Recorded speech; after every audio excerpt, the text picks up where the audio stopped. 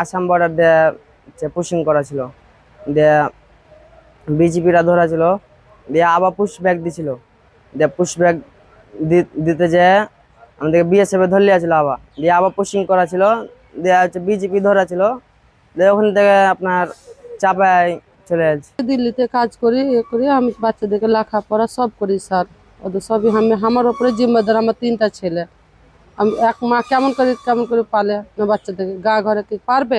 কাজ করে করবে। আমি তো কেউ চুরি করতে যাইনি, কিছু করতে যাইনি স্যার। কেন আমাকে বিনা অন্যায় বিনা অপরাধ এত বড় সাজা দিলে?